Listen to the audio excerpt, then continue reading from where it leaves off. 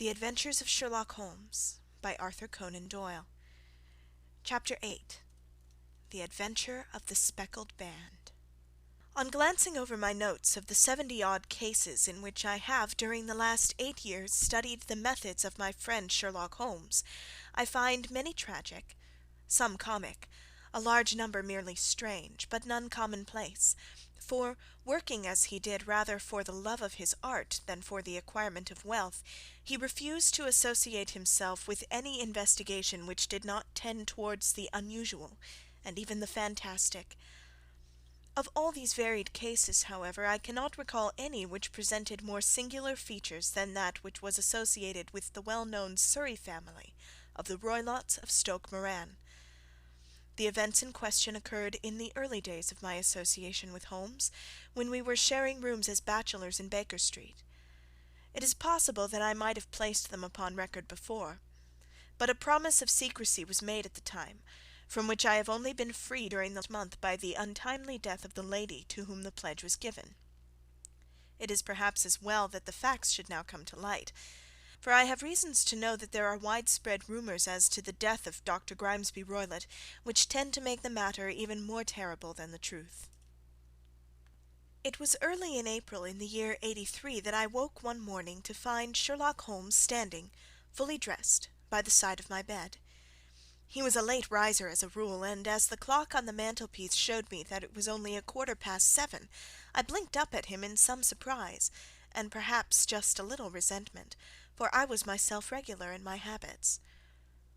"Very sorry to knock you up, Watson," said he, "but it's the common lot this morning. Mrs. Hudson has been knocked up. She retorted upon me, and I on you." "What is it then, a fire?" "No, a client.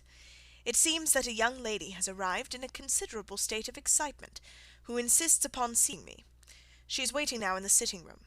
Now, when young ladies wander about the metropolis at this hour of the morning, and knock sleepy people up out of their beds, I presume that it is something very pressing which they have to communicate. Should it prove to be an interesting case, you would, I am sure, wish to follow it from the outset. I thought, at any rate, that I should call you and give you the chance." "My dear fellow, I would not miss it for anything." I had no keener pleasure than in following Holmes in his professional investigations, and in admiring the rapid deductions, as swift as intuition, and yet always founded on a logical basis, with which he unravelled the problems which were submitted to him. I rapidly threw on my clothes, and was ready in a few minutes to accompany my friend down to the sitting-room. A lady dressed in black and heavily veiled, who had been sitting in the window, rose as we entered. "Good morning, madam," said Holmes cheerily. "My name is Sherlock Holmes. This is my intimate friend and associate, Dr. Watson, before whom you can speak as freely as before myself. Ha! I'm glad to see that Mrs. Hudson has had the good sense to light the fire. Pray draw up to it, and I shall order you a cup of hot coffee, for I observe that you are shivering." "It is not cold which makes me shiver," said the woman in a low voice, changing her seat as requested. "What then?" "It is fear, Mr. Holmes. It is terror." She raised her veil as she spoke, and we could see that she was indeed in a pitiable state of agitation, her face all drawn and grey, with restless frightened eyes, like those of some hunted animal. Her features and figure were those of a woman of 30, but her hair was shot with premature grey, and her expression was weary and haggard. Sherlock Holmes ran her over with one of his quick, all-comprehensive glances. "You must not fear," said he soothingly, bending forward and patting her forearm. "We shall soon set matters right, I have no doubt. You have come in by train this morning, I see." "You know me, then?" "No, but I observed the second half of a return ticket in the palm of your left glove. You must have started early, and yet you had a good drive in a dog-cart along heavy roads before you reached the station." The lady gave a violent start, and stared in bewilderment at my companion. "There is no mystery, my dear madam," said he, smiling. "The left arm of your jacket is spattered with mud in no less than 7 places. The marks are perfectly fresh. There is no vehicle save a dog-cart which throws up mud in that way, and then only when you sit on the left-hand side of the driver." "Whatever your reasons may be, you are perfectly correct," said she. "I started from home before 6, reached Leatherhead at 20 past, and came in by the first train to Waterloo." Sir, I can stand this strain no longer. I shall go mad if it continues. I have no one to turn to, none save only one who cares for me, and he, poor fellow, can be of little aid. I've heard of you, Mr. Holmes.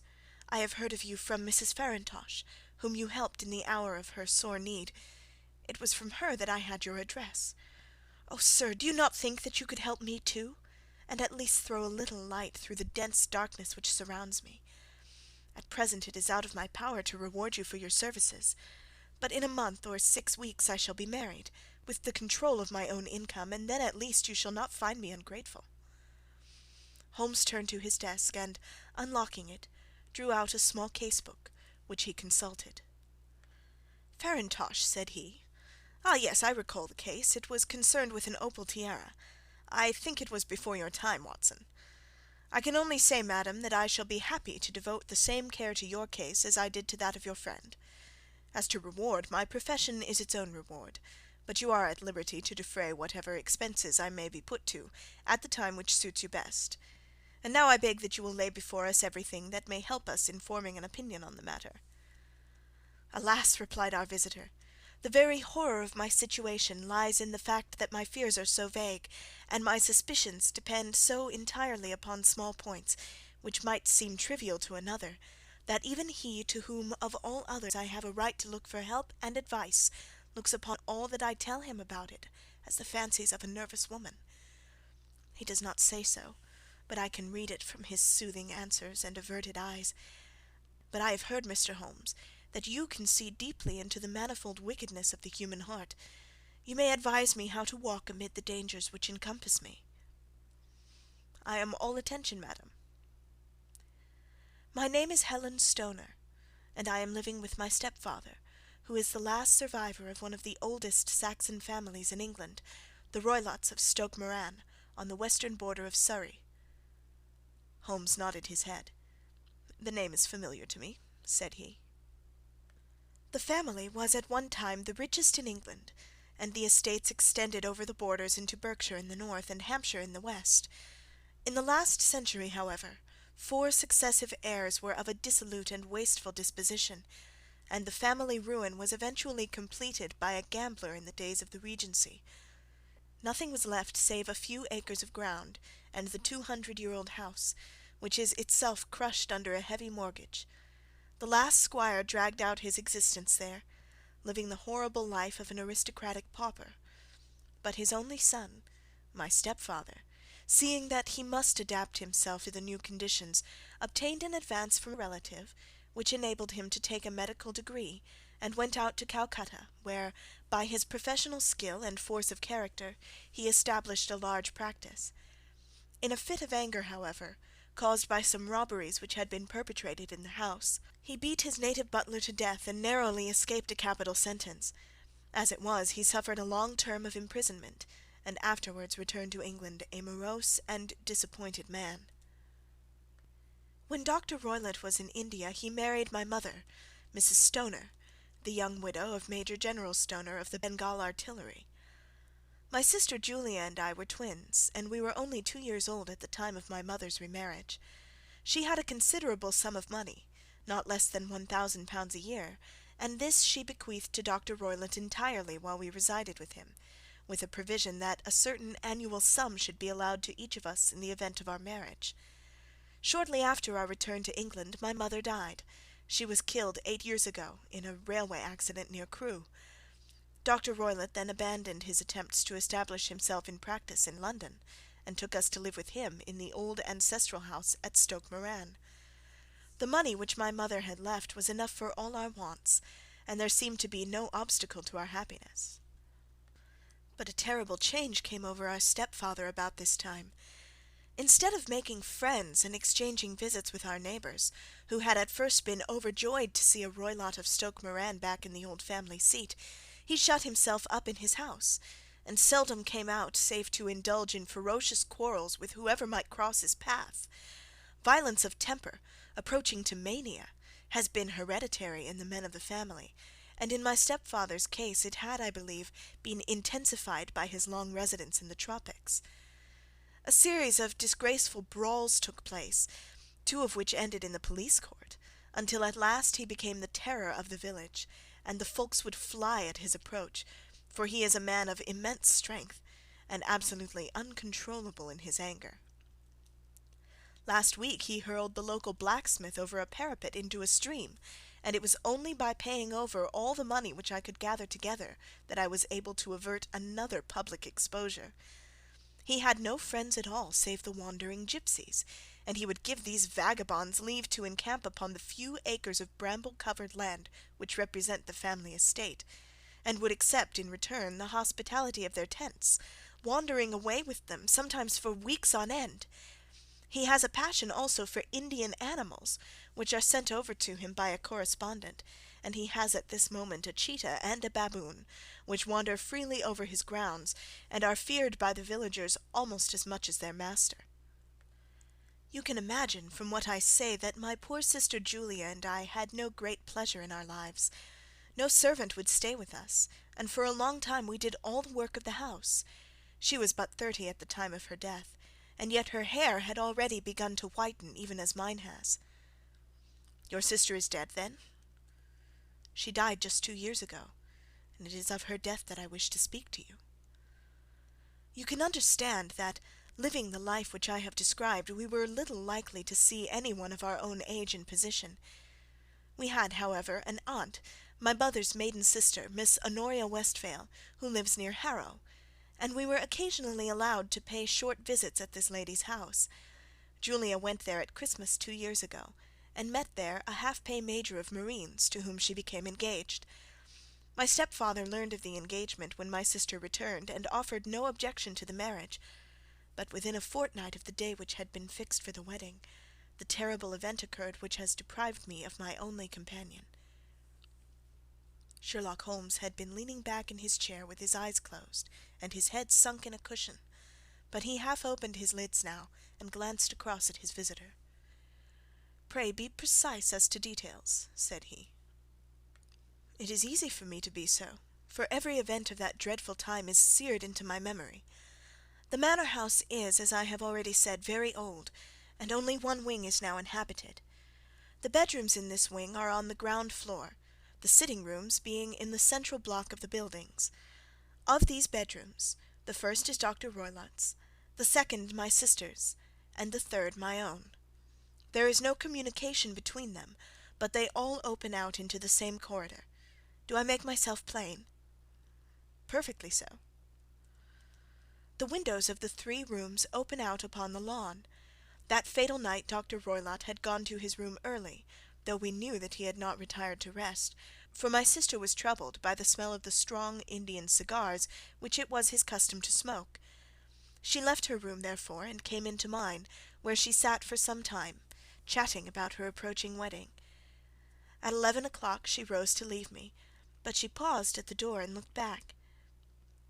"Tell me, Helen," said she, "have you ever heard any one whistle in the dead of the night?" "Never," said I. "I suppose that you could not possibly whistle yourself in your sleep?" "Certainly not. But why?" "Because during the last few nights I have always, about 3 in the morning, heard a low, clear whistle. I am a light sleeper, and it has awakened me. I cannot tell where it came from, perhaps from the next room, perhaps from the lawn. I thought that I would just ask you whether you'd heard it." "No, I have not. It must be those wretched gipsies in the plantation." "Very likely. And yet, if it were on the lawn, I wonder that you did not hear it also." "Ah, but I sleep more heavily than you." "Well, it is of no great consequence at any rate." She smiled back at me, closed my door, and a few moments later I heard her key turn in the lock. "Indeed," said Holmes. "Was it your custom always to lock yourselves in at night?" "Always." "And why?" "I think that I mentioned to you that the doctor kept a cheetah and a baboon. We had no feeling of security unless our doors were locked." "Quite so. Pray proceed with your statement." "I could not sleep that night. A vague feeling of impending misfortune impressed me. My sister and I, you will recollect, were twins, and you know how subtle are the links which bind 2 souls which are so closely allied. It was a wild night. The wind was howling outside, and the rain was beating and splashing against the windows.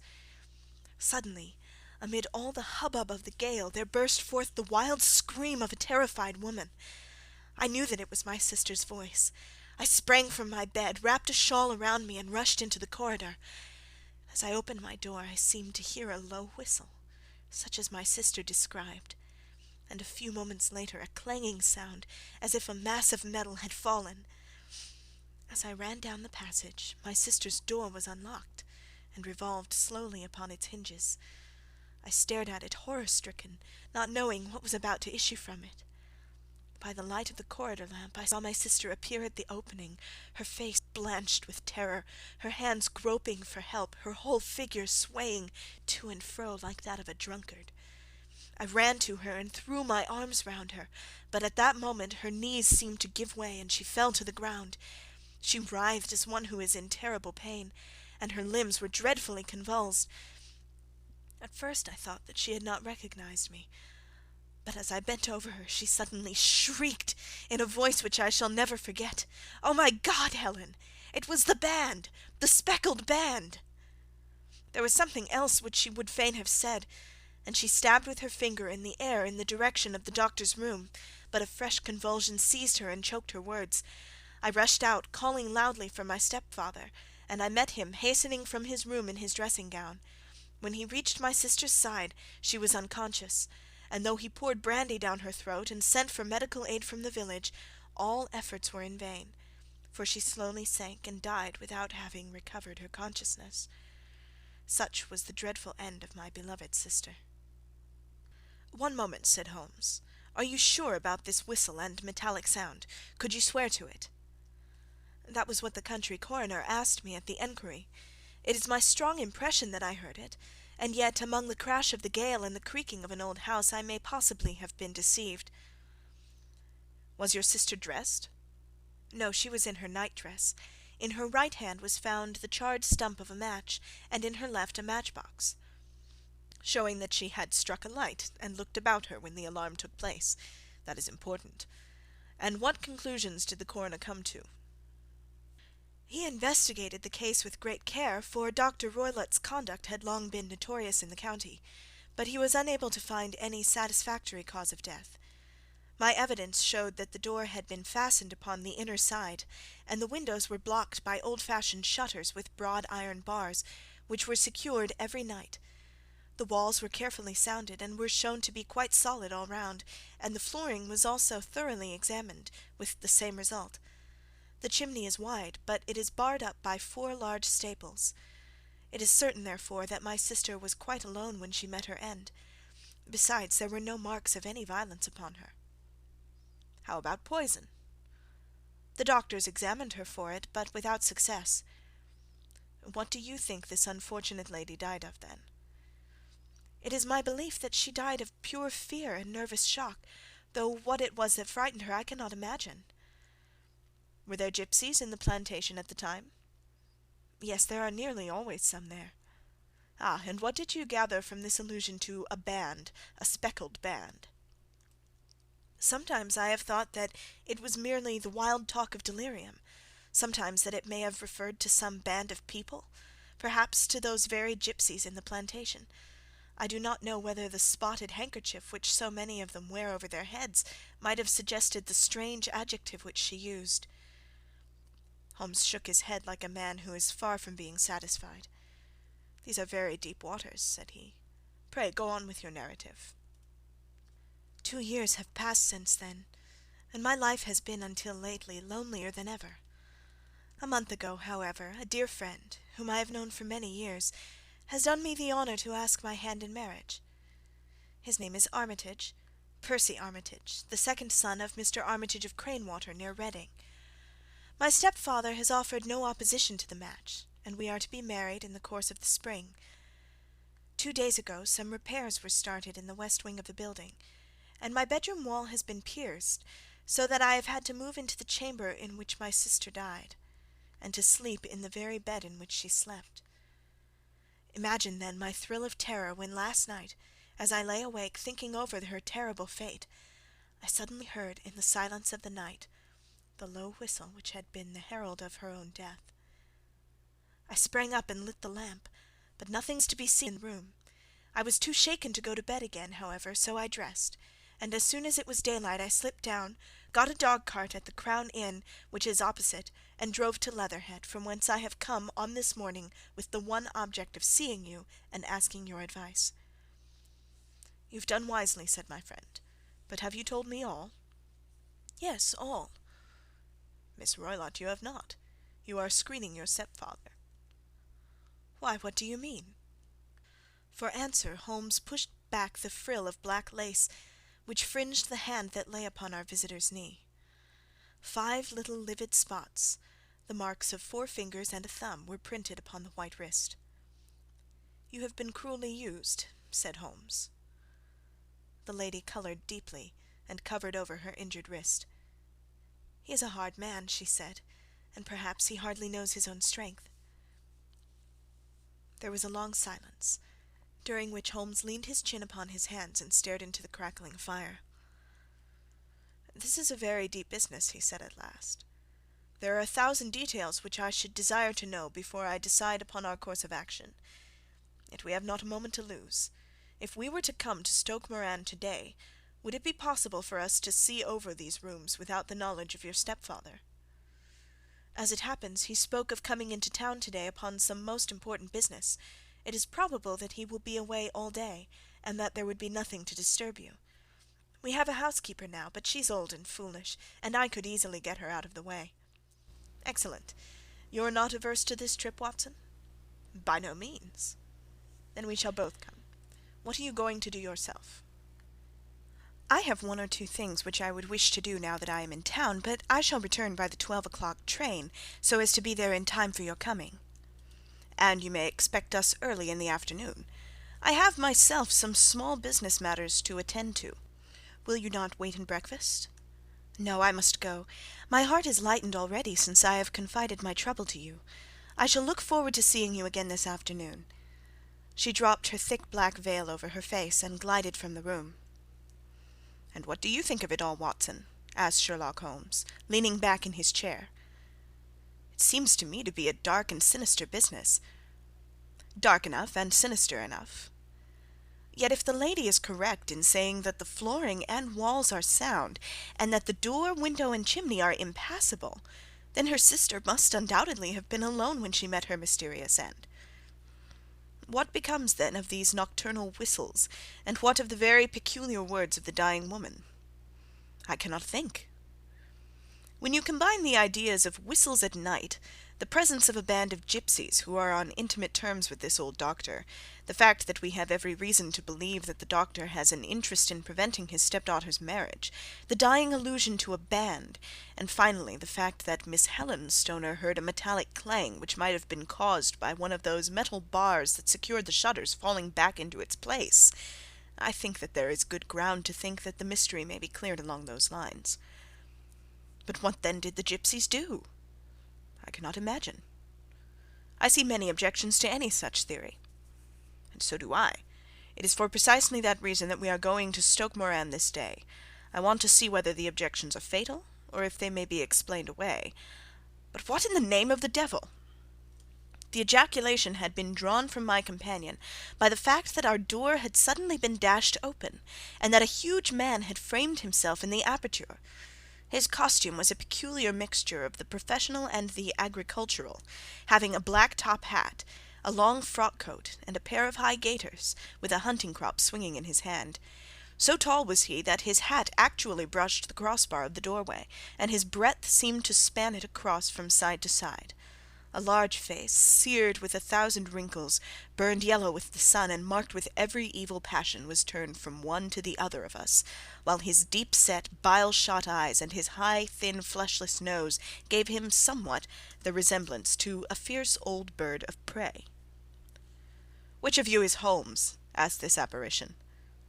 "My name, sir, but you have the advantage of me," said my companion quietly.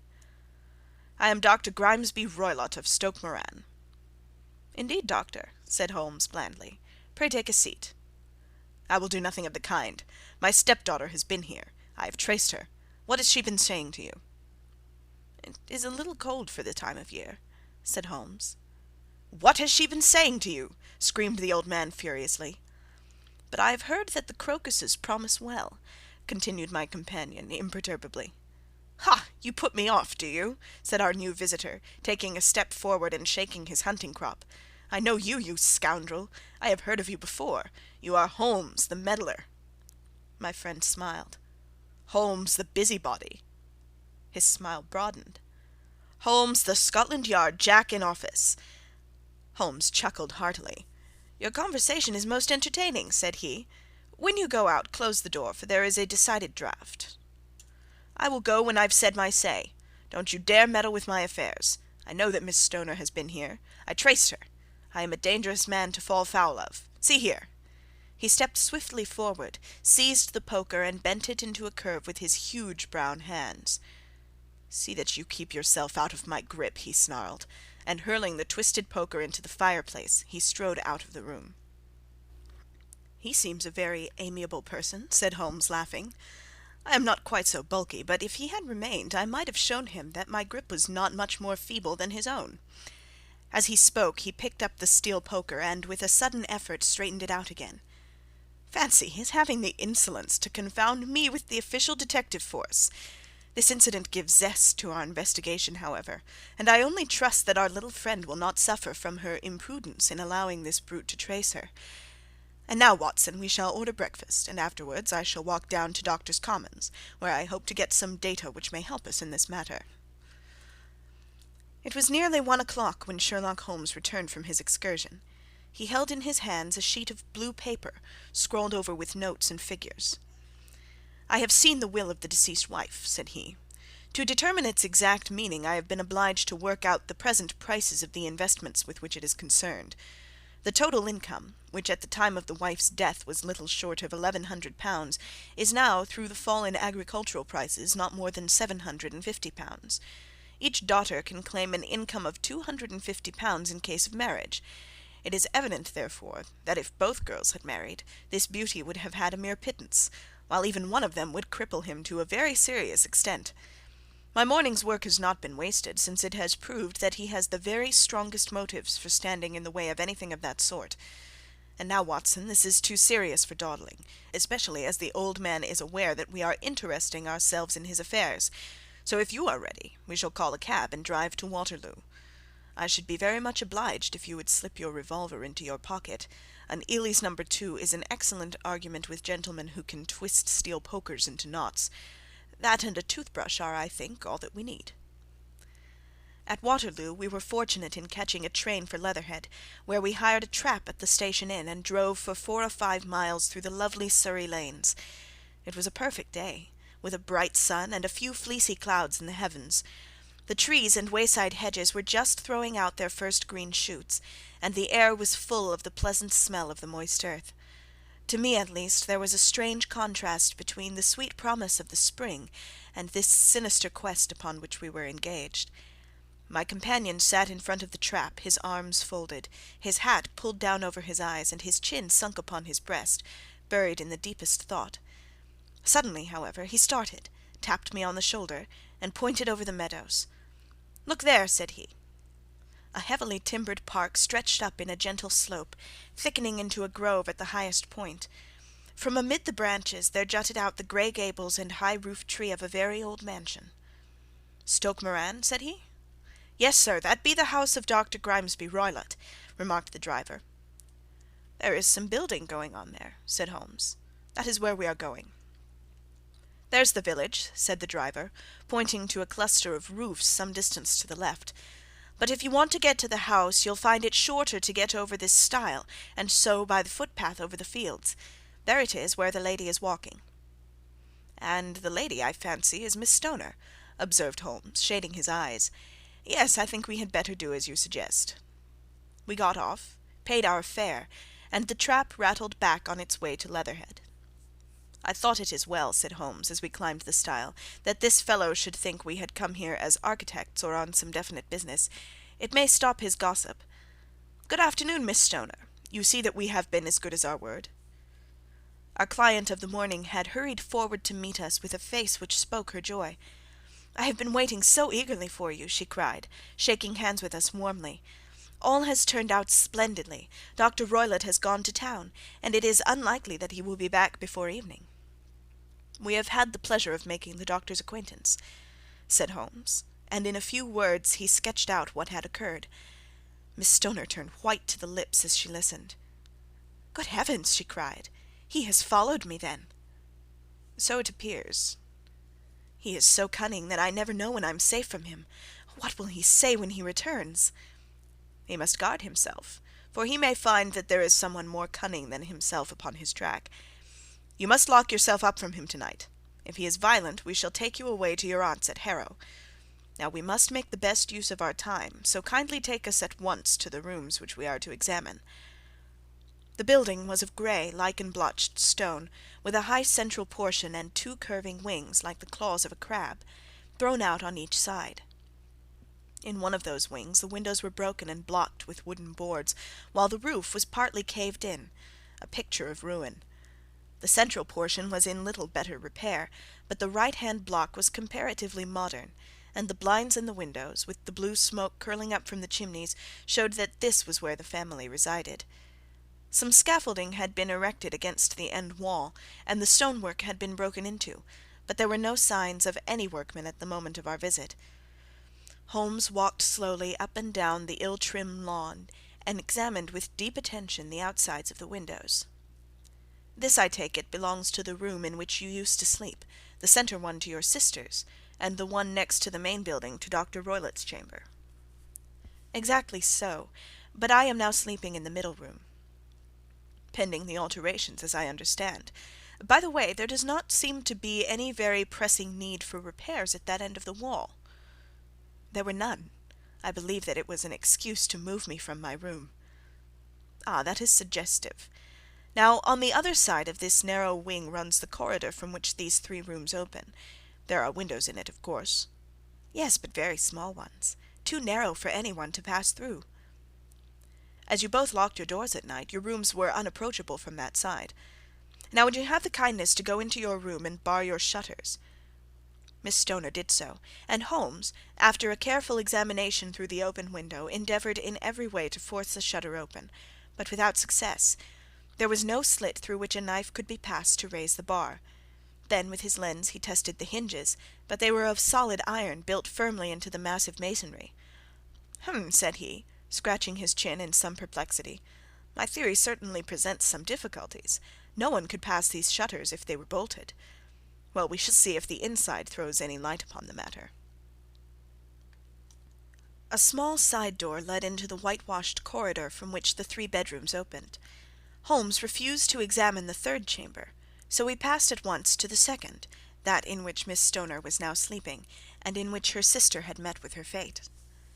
It was a homely little room, with a low ceiling and a gaping fireplace, after the fashion of old country houses. A brown chest of drawers stood in one corner, a narrow white counterpaned bed in another, and a dressing-table on the left-hand side of the window. These articles, with two small wicker-work chairs, made up all the furniture in the room save for a square of Wilton carpet in the centre. The boards round and the panelling of the walls were of brown worm-eaten oak, so old and discoloured that it may have dated from the original building of the house. Holmes drew one of the chairs into a corner and sat silent, while his eyes travelled round and up and down, taking in every detail of the apartment. "Where does that bell communicate with?" he asked at last, pointing to a thick bell-rope which hung down beside the bed, the tassel actually lying upon the pillow. "It goes to the housekeeper's room." "It looks newer than the other things." "Yes, it was only put there a couple of years ago." "Your sister asked for it, I suppose?" "No, I never heard of her using it. We used always to get what we wanted for ourselves." "Indeed, it seemed unnecessary to put so nice a bell-pull there. You will excuse me for a few minutes while I satisfy myself as to this floor." He threw himself down upon his face, with his lens in his hand, and crawled swiftly backward and forward, examining minutely the cracks between the boards. Then he did the same with the woodwork with which the chamber was panelled. Finally he walked over to the bed and spent some time in staring at it and in running his eye up and down the wall. Finally he took the bell-rope in his hand and gave it a brisk tug. "Why, it's a dummy," said he. "Won't it ring?" "No, it is not even attached to a wire. This is very interesting. You can see now that it is fastened to a hook just above where the little opening for the ventilator is." "How very absurd! I never noticed that before." "Very strange," muttered Holmes, pulling at the rope. "There are one or two singular points about this room. For example, what a fool a builder must be to open a ventilator into another room, when, with the same trouble, he might have communicated with the outside air." "That is also quite modern," said the lady. "Done about the same time as the bell rope," remarked Holmes. "Yes, there were several little changes carried out about that time." "They seem to have been of a most interesting character. Dummy bell ropes, and ventilators which do not ventilate. With your permission, Miss Stoner, we shall now carry our researches into the inner apartment." Dr. Grimesby Roylott's chamber was larger than that of his stepdaughter, but was as plainly furnished. A camp bed, a small wooden shelf full of books, mostly of a technical character, an armchair beside the bed, a plain wooden chair against the wall, a round table, and a large iron safe were the principal things which met the eye. Holmes walked slowly round and examined each and all of them with the keenest interest. "What's in here?" he asked, tapping the safe. "My stepfather's business papers." "Oh, you have seen inside, then?" "Only once, some years ago. I remember that it was full of papers." "There isn't a cat in it, for example?" "No, what a strange idea!" "Well, look at this." He took up a small saucer of milk which stood on the top of it. "No, we don't keep a cat, but there is a cheetah and a baboon." "Ah, yes, of course. Well, a cheetah is just a big cat, and yet a saucer of milk does not go very far in satisfying its wants, I dare say. There is one point which I should wish to determine." He squatted down in front of the wooden chair and examined the seat of it with the greatest attention. "Thank you, that is quite settled," said he, rising and putting his lens in his pocket. "Hullo, here is something interesting." The object which had caught his eye was a small dog lash hung on one corner of the bed. The lash, however, was curled upon itself and tied so as to make a loop of whipcord. "What do you make of that, Watson?" "It's a common enough lash, but I don't know why it should be tied." "That is not quite so common, is it? Ah me, it's a wicked world, and when a clever man turns his brains to crime it is the worst of all. I think that I have seen enough now, Miss Stoner, and with your permission we shall walk out upon the lawn." I have never seen my friend's face so grim or his brow so dark as it was when we turned from the scene of this investigation. We had walked several times up and down the lawn, neither Miss Stoner nor myself liking to break in upon his thoughts before he roused himself from his reverie. "It is very essential, Miss Stoner," said he, "that you should absolutely follow my advice in every respect." "I shall most certainly do so." "The matter is too serious for any hesitation. Your life may depend upon your compliance." "I assure you that I am in your hands." "In the first place, both my friend and I must spend the night in your room." Both Miss Stoner and I gazed at him in astonishment. "Yes, it must be so. Let me explain. I believe that that is the village inn over there." "Yes, that is the Crown." "Very good. Your windows would be visible from there?" "Certainly." "You must confine yourself to your room on pretence of a headache when your stepfather comes back. Then, when you hear him retire for the night, you must open the shutters of your window, undo the hasp, put your lamp there as a signal to us, and then withdraw quietly with everything which you are likely to want into the room which you used to occupy. I have no doubt that, in spite of the repairs, you could manage there for one night." "Oh yes, easily." "The rest you will leave in our hands." "But what will you do?" "We shall spend the night in your room, and we shall investigate the cause of this noise which has disturbed you." "I believe, Mr. Holmes, that you have already made up your mind," said Miss Stoner, laying her hand upon my companion's sleeve. "Perhaps I have." "Then for pity's sake tell me what was the cause of my sister's death." "I should prefer to have clearer proofs before I speak." "You can at least tell me whether my own thought is correct, and if she died from some sudden fright." "No, I do not think so. I think that there was probably some more tangible cause. And now, Miss Stoner, we must leave you, for if Dr. Roylott returned and saw us, our journey would be in vain. Good bye, and be brave, For if you will do what I have told you, you may rest assured that we shall soon drive away the dangers that threaten you." Sherlock Holmes and I had no difficulty in engaging a bedroom and sitting room at the Crown Inn.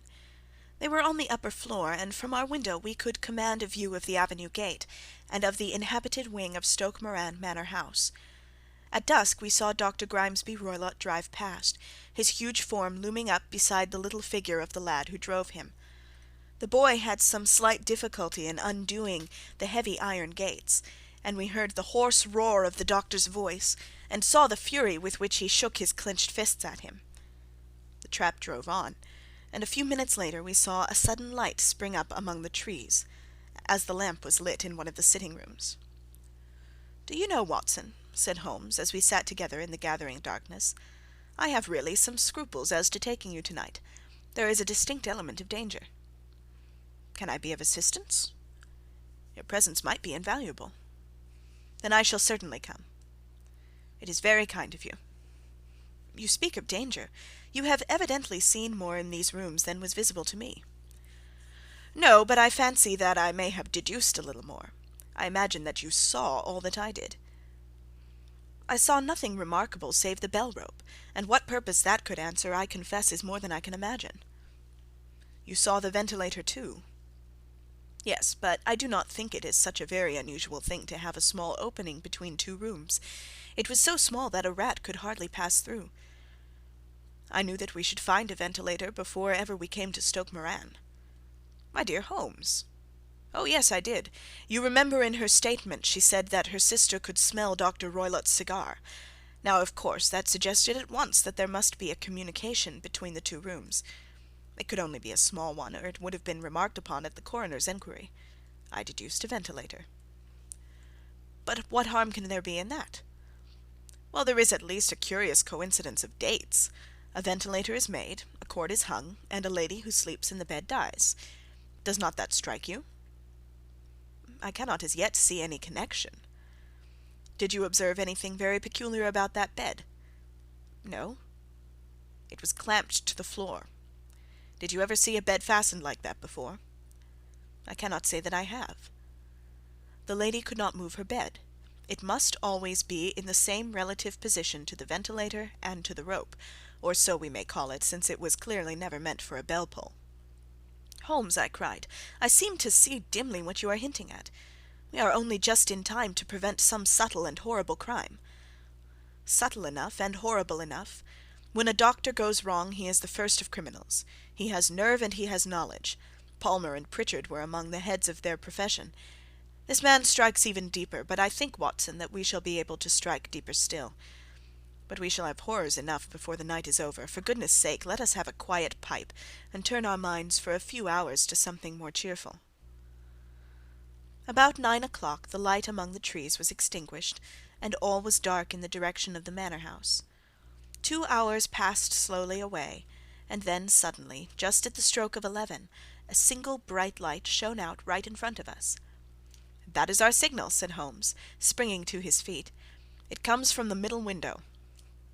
As we passed out, he exchanged a few words with the landlord, explaining that we were going on a late visit to an acquaintance, and that it was possible that we might spend the night there. A moment later we were out on the dark road, a chill wind blowing in our faces, and one yellow light twinkling in front of us through the gloom to guide us on our sombre errand. There was little difficulty in entering the grounds, for unrepaired breaches gaped in the old park wall. Making our way among the trees, we reached the lawn, crossed it, and were about to enter through the window, when out from a clump of laurel bushes there darted what seemed to be a hideous and distorted child, who threw itself upon the grass with writhing limbs, and then ran swiftly across the lawn into the darkness. "My God!" I whispered. "Did you see it?" Holmes was for the moment as startled as I. His hand closed like a vice upon my wrist in his agitation. Then he broke into a low laugh, and put his lips to my ear. "It is a nice household," he murmured. "That is the baboon." I had forgotten the strange pets which the doctor affected. There was a cheetah too. Perhaps we might find it upon our shoulders at any moment. I confess that I felt easier in my mind when, after following Holmes's example and slipping off my shoes, I found myself inside the bedroom. My companion noiselessly closed the shutters, moved the lamp onto the table, and cast his eyes round the room. All was as we had seen it in the daytime. Then, creeping up to me, and making a trumpet of his hand, he whispered into my ear again so gently that it was all that I could do to distinguish the words, "The least sound would be fatal to our plans." I nodded to show that I had heard. "We must sit without light. He would see it through the ventilator." I nodded again. "Do not go asleep. Your very life may depend upon it. Have your pistol ready in case we should need it. I will sit on the side of the bed, and you in that chair." I took out my revolver and laid it on the corner of the table. Holmes had brought up a long thin cane, and this he placed upon the bed beside him. By it he laid the box of matches and the stump of a candle. Then he turned down the lamp, and we were left in darkness. How shall I ever forget that dreadful vigil? I could not hear a sound, not even the drawing of a breath, and yet I knew that my companion sat open-eyed within a few feet of me, in the same state of nervous tension in which I was myself. The shutters cut off the least ray of light, and we waited in absolute darkness. From outside came the occasional cry of a night-bird, and once at our very window a long-drawn cat-like whine, which told us that the cheetah was indeed at liberty. Far away we could hear the deep tones of the parish clock, which boomed out every quarter of an hour. How long they seemed, those quarters! 12 struck, and 1, and 2, and 3, and still we sat waiting silently for whatever might befall. Suddenly there was the momentary gleam of a light up in the direction of the ventilator, which vanished immediately, but was succeeded by a strong smell of burning oil and heated metal. Someone in the next room had lit a dark lantern. I heard a gentle sound of movement, and then all was silent once more, though the smell grew stronger. For half an hour I sat with straining ears. Then suddenly another sound became audible, a very gentle, soothing sound, like that of a small jet of steam escaping continually from a kettle. The instant that we heard it, Holmes sprang from the bed, struck a match, and lashed furiously with his cane at the bell-pull. "Do you see it, Watson?" he yelled. "Do you see it?" But I saw nothing. At the moment when Holmes struck the light I heard a low, clear whistle, but the sudden glare flashing into my weary eyes made it impossible for me to tell what it was at which my friend lashed so savagely. I could, however, see that his face was deadly pale and filled with horror and loathing.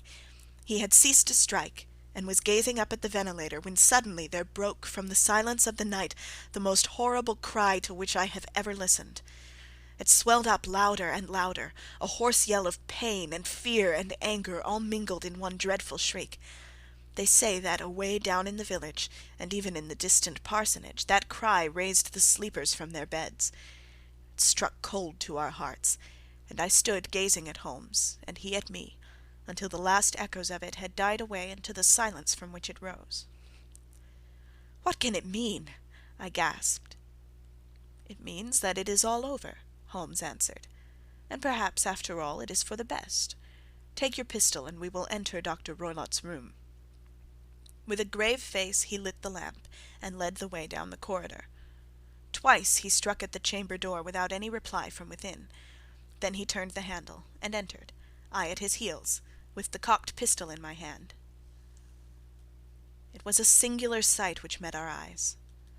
On the table stood a dark lantern, with the shutter half open, throwing a brilliant beam of light upon the iron safe, the door of which was ajar. Beside this table, on the wooden chair, sat Dr. Grimesby Roylott, clad in a long grey dressing-gown, his bare ankles protruding beneath, and his feet thrust into red heel-less Turkish slippers. Across his lap lay the short stock with the long lash which we had noticed during the day. His chin was cocked upward, and his eyes were fixed in a dreadful rigid stare at the corner of the ceiling.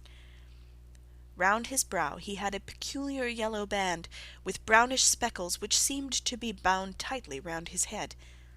As we entered he made neither sound nor motion. "The band! The speckled band!" whispered Holmes. I took a step forward. In an instant his strange headgear began to move, and there reared itself from among his hair the squat, diamond-shaped head and puffed neck of a loathsome serpent. "It is a swamp adder," cried Holmes, "the deadliest snake in India. He has died within 10 seconds of being bitten. Violence does, in truth, recoil upon the violent, and the schemer falls into the pit which he digs for another. Let us thrust this creature back into its den, and we can then remove Miss Stoner to some place of shelter, and let the county police know what has happened."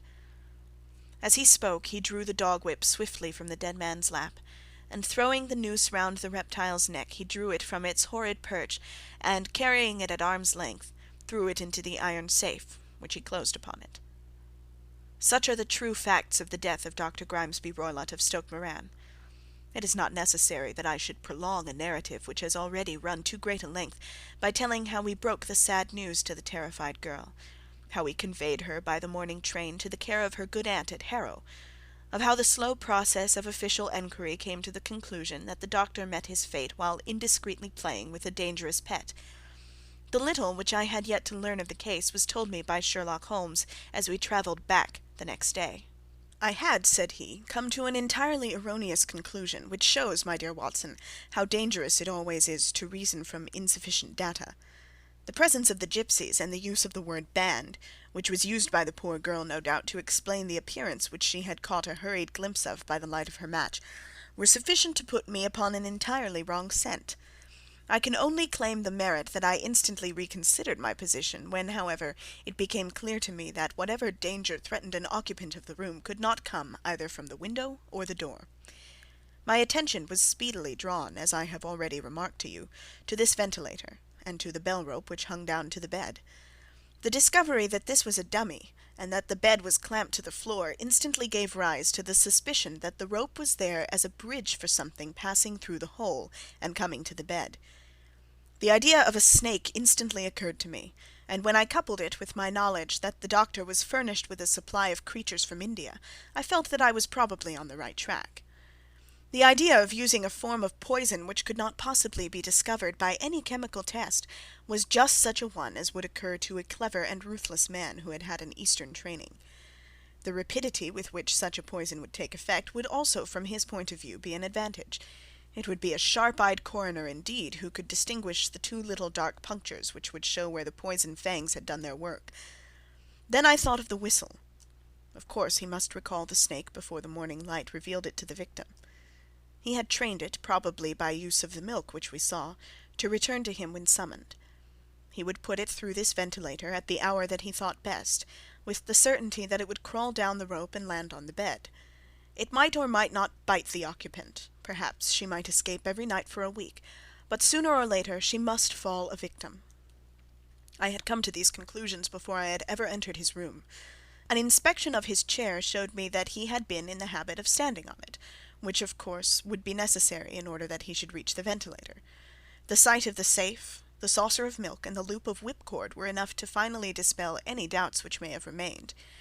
The metallic clang heard by Miss Stoner was obviously caused by her stepfather hastily closing the door of his safe upon its terrible occupant. Having once made up my mind, you know the steps which I took in order to put the matter to the proof. I heard the creature hiss, as I have no doubt that you did also, and I instantly lit the light and attacked it, with the result of driving it through the ventilator, and also with the result of causing it to turn upon its master at the other side. Some of the blows of my cane came home and roused its snakish temper, so that it flew upon the first person it saw. In this way I am no doubt indirectly responsible for Dr. Grimesby Roylott's death, and I cannot say it is likely to weigh very heavily upon my conscience. End of The Adventure of the Speckled Band.